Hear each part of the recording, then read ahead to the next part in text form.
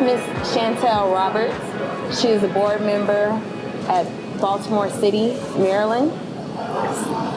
And please talk to us about the 21st Century School program that you have in your district. Absolutely, and thank you so much for the question and for having me today. Oh, that's no problem. I'm happy that you're here. So the 21st Century School program is something that our district and our board is really excited about. About a decade ago, about 10 years ago, there was a study done around our current facility infrastructure, and over 60% of our buildings were rated very poor. And understanding as a board how that equates to student achievement, our students, regardless of where they live, should have access to quality buildings as well as a quality curriculum.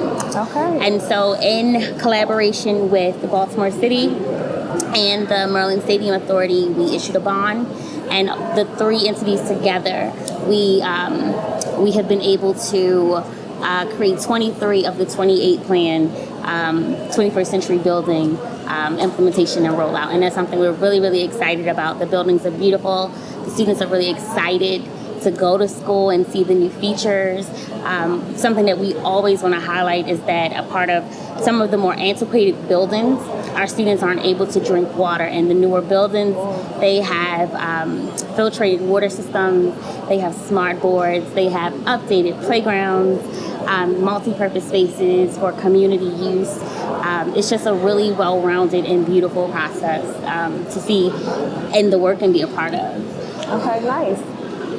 So tell me a little more about the criteria that went into what schools would get addressed with the program.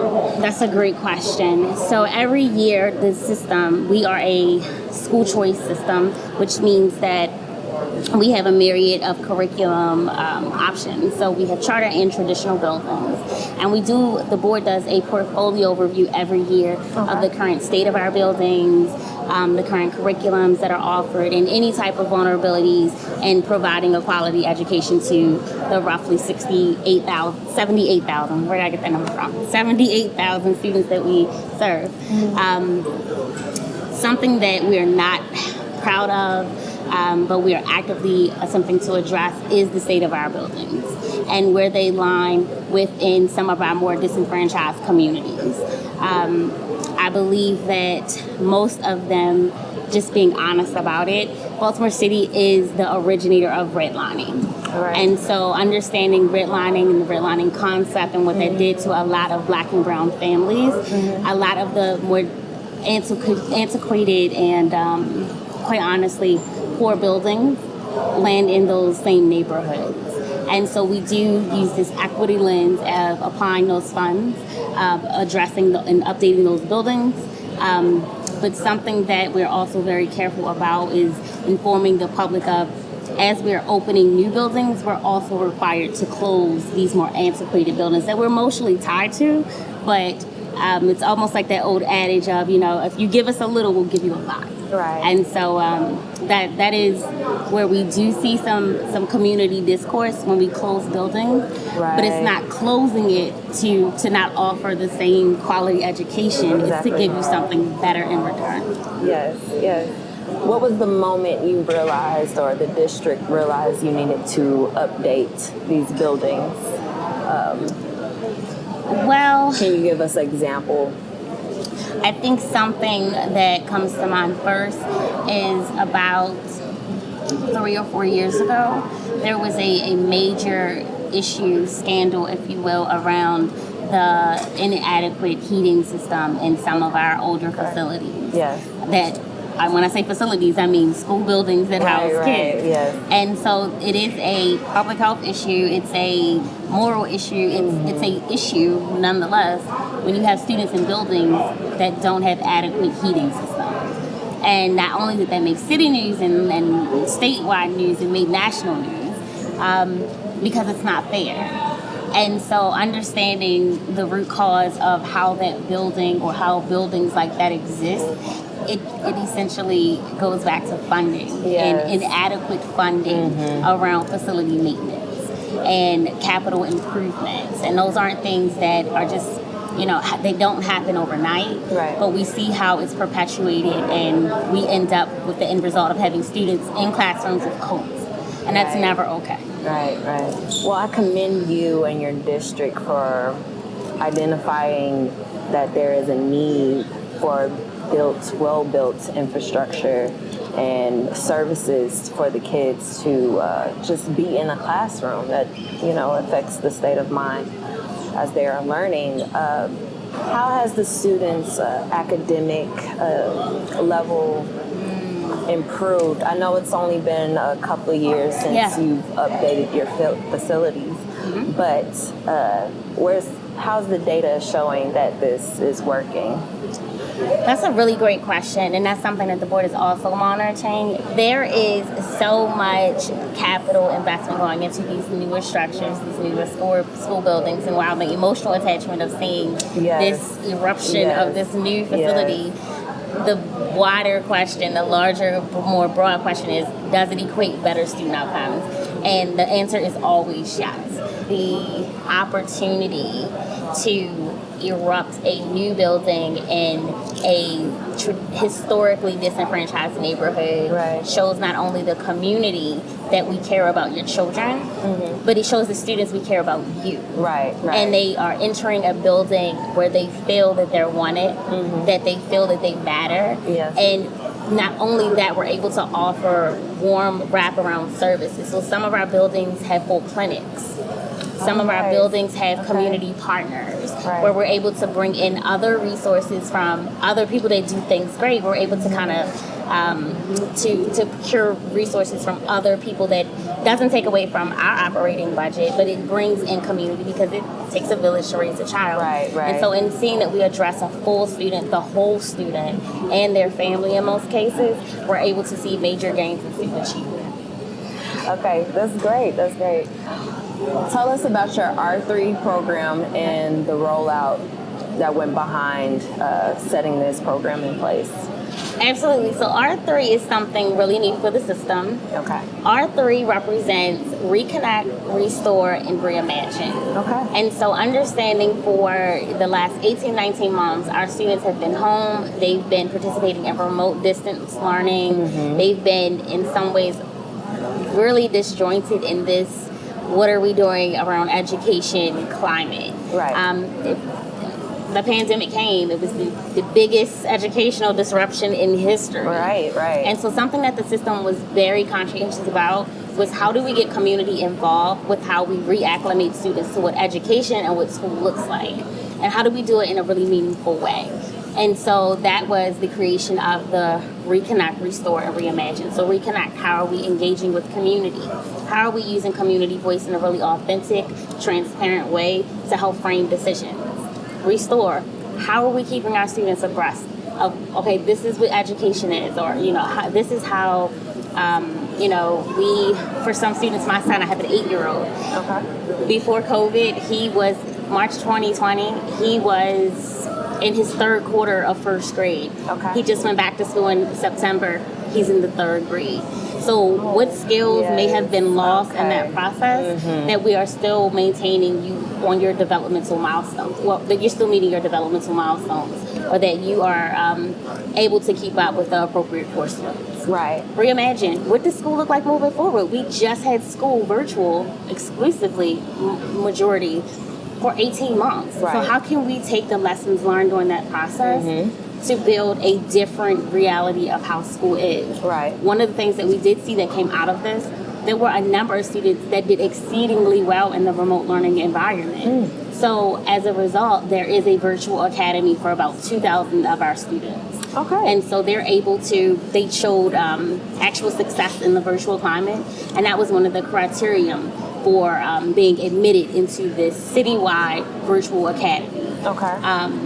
That is something that is new for the system. That is something that is, in some ways innovative in our space. I would say, yes. It's pretty innovative in our space. First time hearing of this, yes. And so, but it was responding to what we saw come out of the last 18 or 19 months. Okay. And so the R3 program is something that is new to responding to our some of the new funding that we receive that we could be a bit more innovative with, but we want to be really intentional and careful because we probably won't see money like this again.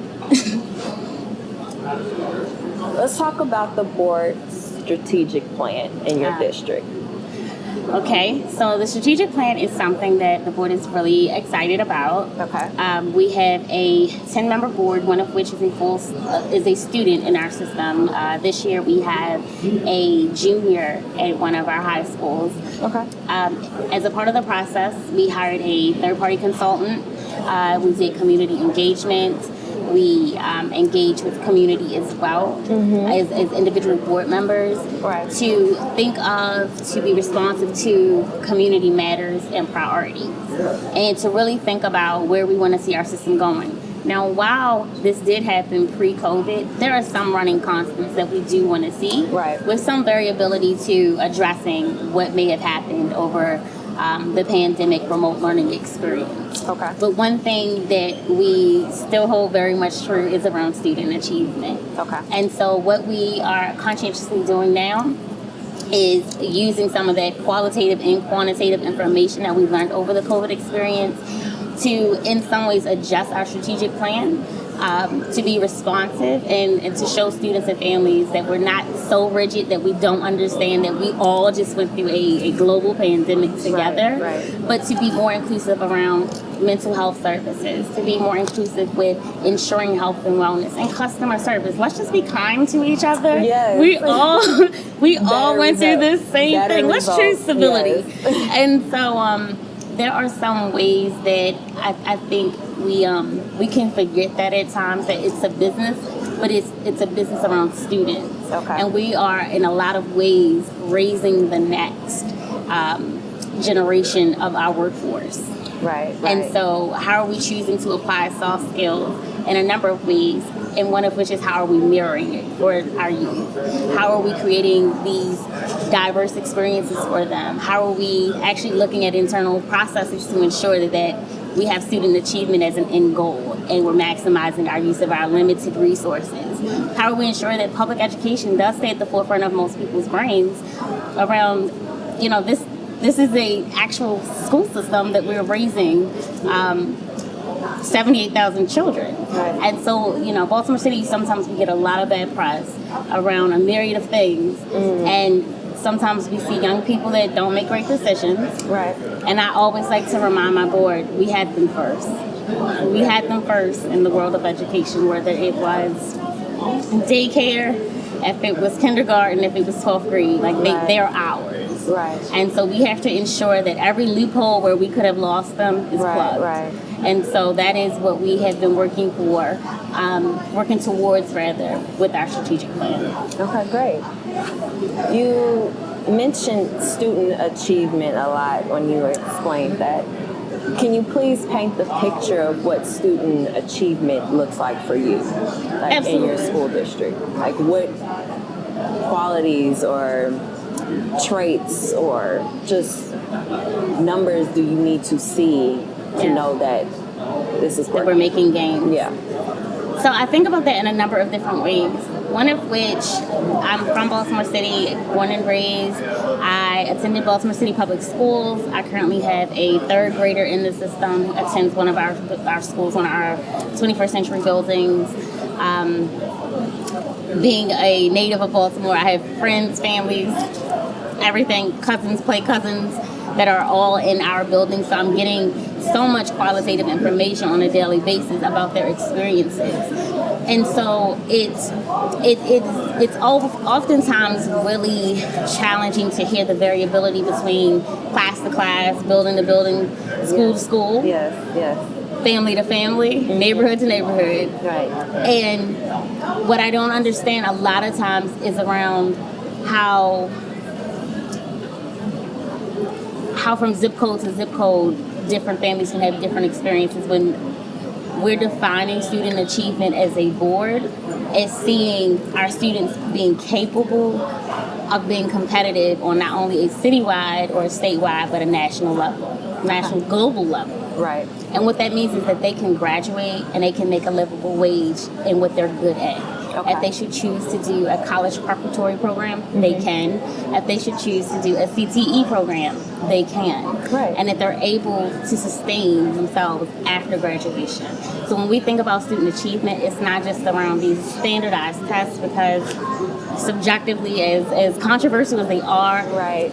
they're not a true measure of anyone's particular capabilities. Right, right. I'm not a great test taker. I hate tests. But what we do know is that when we provide them with the resources that we need, that we do see a better version of them. And as a Right. school system, the best thing that we can do is provide people with the resources to be the best possible versions of themselves, and so that they're secure in it. And when we see that, then we can see the material that they're able to grasp to make the decisions that they need to be an actual, to sustain themselves as adults after graduation. So you mentioned school closures.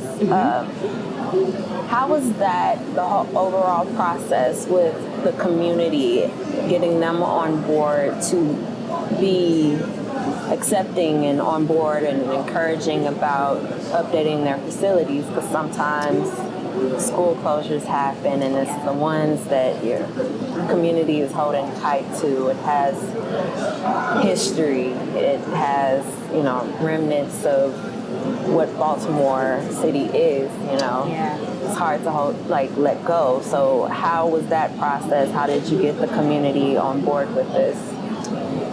So being completely honest, sometimes community is not completely on board. Okay.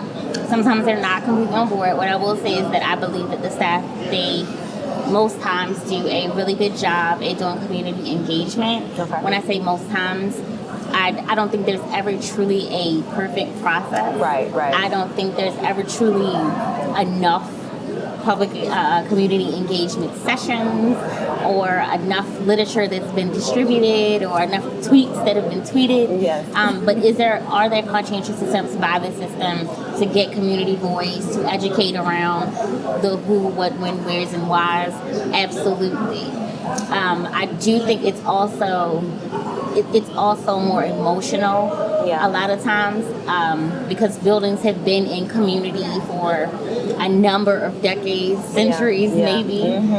Some of our buildings date back to the early 1940s. Okay. And so with underfunding, we're not able to sustain those really old facilities. And so they become these, eyesores a lot of times that we do patchwork on to sustain the space. Right. And so with the idea of new building comes fear of, okay, well, what happens to my community if you leave this abandoned building here and my child has to go to a school 5 blocks further away from home? What then happens? What happens with transportation? What about these new kids? I don't know if I want to merge school with this new school. What is that school community like? I don't know that principal. This principal loves my child. So it's a lot of emotional decisions that families have to make, and I too have to make them for my son, so I get it.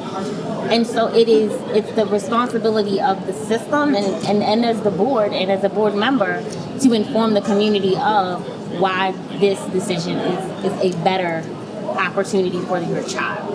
And it's not to be an inconvenience. It's not to say that your feelings don't matter, but this is a larger picture of how to move your student ahead. Right. And so I know that we love this building, but your child also doesn't have heat in this building. Right. In this new building that may be 5 blocks down the street, they have heat, they have air, they have water that you can drink, they have, all the bells and whistles that you should want your child to have when they go to school because they're deserving. Typically after the students are acclimated into the new spaces, which is also a really intentional process. Right. We do see student gains. We see gains because they're afforded these opportunities to technology and to these beautiful, well-lit learning spaces. And so it's more emotional for a lot of community around the buildings that are closed, but it's not always a beautiful, uneventful transition. Right. Thank you so much, Ms. Shantell, for joining us today. Your district is doing amazing work of recognizing the mental and physical components of your students' learning, and we just commend you for that. Thank you. Thanks for sharing. Can you share with our listeners how they can contact you if they want to find out more information for their communities or districts? Absolutely. So I, again, am Shantell Roberts from Baltimore City. I can be reached via email at S as in Sam, ROBERTS01 at bcps.k12.md.us. Such a long email. Yes, but you said it beautifully. Yes, thank you. I'm Alexis Flowers with issueseneducation.net.